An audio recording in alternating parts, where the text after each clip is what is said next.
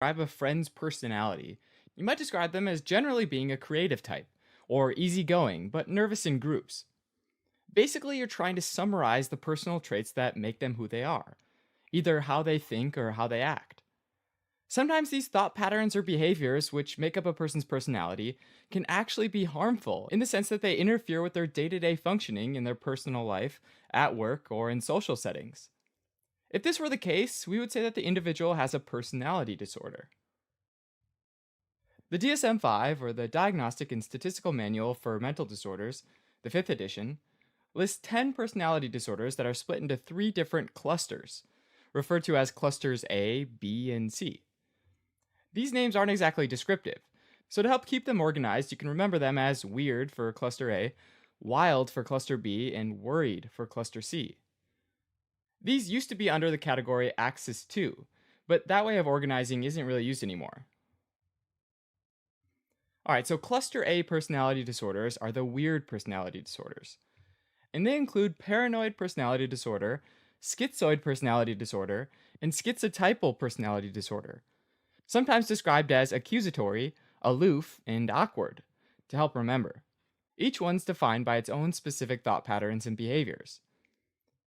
Paranoid personality disorder describes someone who's accusatory or generally distrustful and suspicious of other people, and assumes that others will disappoint them, manipulate them, or talk about them behind their back. Because of this, they think excessively about making sure that they have the loyalty of their friends and their family. These beliefs are so strong that they wind up having a strong impact on the person's behaviors. These people react severely if they feel like they've been lied to or slighted in any way, which can result in them holding grudges for long periods of time. In many ways, this behavior can lead to a self fulfilling prophecy, and these strong reactions to minor events might lead others to talk about them behind their back. Unsurprisingly, these people tend to have superficial relationships and be in a state of isolation, because it's hard to have real friends when you're so suspicious of everyone. Schizoid personality disorder describes people that are aloof and avoid social interaction because they simply aren't interested in getting to know others. And this is distinct from being isolated due to paranoia, like in paranoid personality disorder, or due to social anxiety, like in avoidant personality disorder, which is a cluster C personality disorder. These people even find physical contact in all forms to be less pleasurable, from sexual activity to holding hands, leading these people to be far less motivated to seek them out compared to the average individual. In addition to generally preferring to be alone, they might also have a flat effect and emotional blunting, meaning that they tend to not show positive or negative emotions. Finally, there's schizotypal personality disorder, which is where an individual comes across as being awkward. These people engage in excessive magical thinking, which is where they might think that two completely random events are causally linked. For example, I got up on the left side of the bed today, therefore it's gonna rain, because that's what happened last time around. Related to this would be ideas of reference, which is a belief that everything, including innocuous events or coincidences that happen in the world, directly relate to one's own destiny.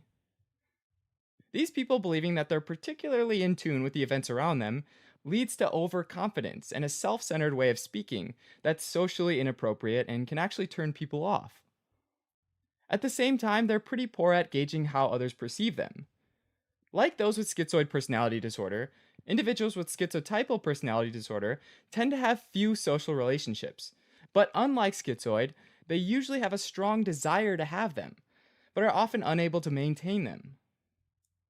A way to remember this is that those with schizoid are distant with a D, and those with schizotypal have magical thinking with a T.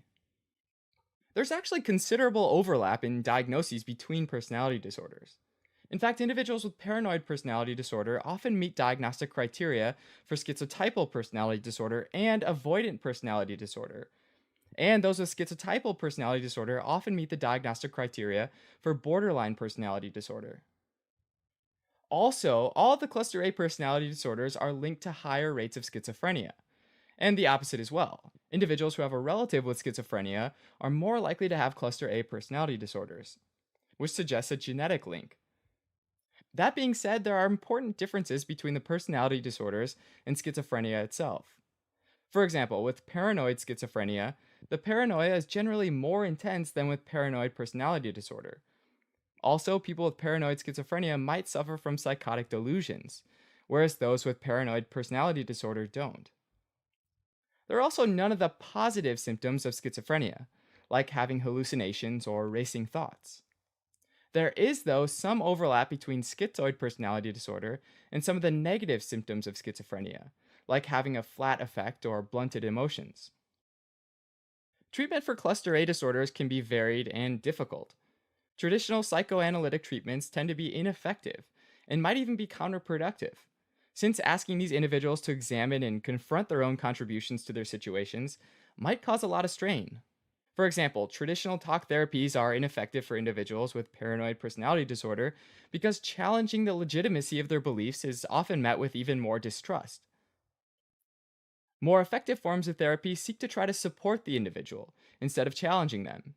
For example, by helping them improve their understanding of social activities.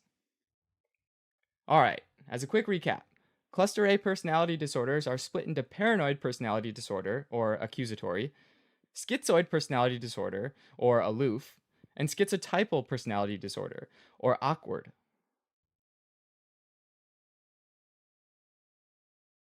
Thanks for watching. You can help support